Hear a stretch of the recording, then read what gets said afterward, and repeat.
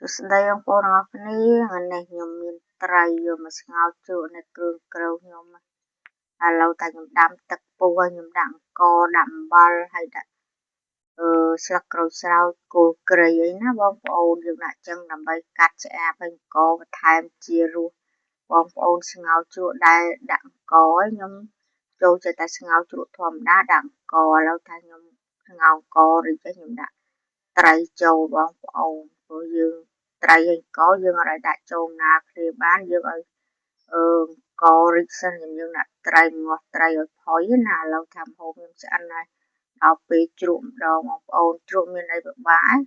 ដាក់ស្ករប៊ីចេងទឹកត្រីជីស្លឹកខ្ទឹមជីអាណាជីវ៉ាន់ស៊ុយអីណាហើយក្រូចឆ្មាតែប៉ុណ្ណឹងរួចជាការស្រេចបងប្អូនមានអីពិបាកយើងស្ងោរជ្រក់បែបធម្មតានៅផ្ទះចង់ថាធ្វើតែអញ្ចឹងបងប្អូនហើយបងប្អូនស្ងោរជ្រក់ដាក់អង្ករខ្ញុំដាក់អង្ករដើម្បីបន្ថែមជារសគឺមានជាតិឆ្ងាញ់ណាបងប្អូនហើយអ្នកខ្លះគេស្ងោរជ្រក់ដាក់អង្ករអញ្ចឹងគេលែងដាក់ស្ករហើយគេប្រើតែប៊ីចេងបាត់តិចអំបិលទឹកត្រីអញ្ចឹងហើយតែខ្ញុំអត់ទេខ្ញុំចូលចិត្តស្ករអញ្ចឹងឥឡូវស្ងោរជ្រក់ហើយភ្លក់ក៏ហើយដឹងថាល្មមឥឡូវរៀបចំដួសយកទៅហូបនៅស្ងោរជ្រក់ខ្ញុំនងហើយបងប្អូនឥឡូវដល់ពេលហូបណាបងប្អូនបើមិនហូបអាចមកហូបមួយខ្ញុំបានអូភ្លក់មួយម៉ាត់ជាតិណាស់បងប្អូនអើយត្រីនេះត្រីគេចាំតាមផ្ទះបងប្អូនគេលក់ទៅបងខ្ញុំក៏ទិញយកផ្ញើអ្នកម្ដាយខ្ញុំឥឡូវចំខ្ញុំហូបសាច់អៀតកើតបានត្រីសាច់ជ្រូកឥឡូវក៏នឹកឃើញដាក់ស្ងោរណាបងប្អូនឥឡូវឆ្ងាញ់ដល់ហាថ្ងៃត្រង់ស្មានទេបងប្អូនហូបបាយឥឡូវខ្ញុំហូបអីចង់ថាត្រឡប់រោងចក្រតែ2:10ហូបហើយ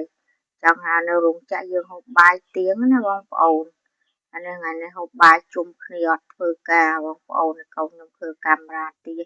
កមិចកម៉ោងទៅឲ្យឃើញចង់ថាវាហូបវាមិនសូវស្អាតយើងតាមស្រុកស្រែជនបទចឹងណាបងប្អូនហើយបងប្អូនឃើញវីដេអូខ្ញុំជួយមើលផងណាអ្នកបន្តជួយ like ជួយ comment ជួយចុចតាមដានអ្នកមួយផងដើម្បីដល់គោលដៅទាំងអស់គ្នាណាបងប្អូនចង់ថាខ្ញុំមិនសូវមានពេលតែជាថតវីដេអូឃើញចេញព្រោះខ្ញុំព្រលឹមចេញប្រឡប់ចូលជីវិតអ្នករោងចក្របងប្អូនអើយខំប្រឹងឥឡូវខំប្រឹងយូរសល់តែជំងឺក៏មិនសល់អីណាបងប្អូនណាដូចខ្ញុំខ្លះឥឡូវសល់ជំងឺឈឺហើយមុនទៅពេទ្យឥឡូវមកពីពេទ្យវិញគេណាត់ឲ្យទៅអាចារ្យគេអត់ទាន់ទៅឥឡូវហូបណាំខ្មែរ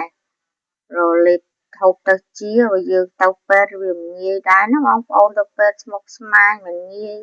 ហើយដឹងជាអញ្ចឹងណាបងប្អូនវីដេអូខ្ញុំមានប៉ុណ្ណឹងអរគុណហេងហេង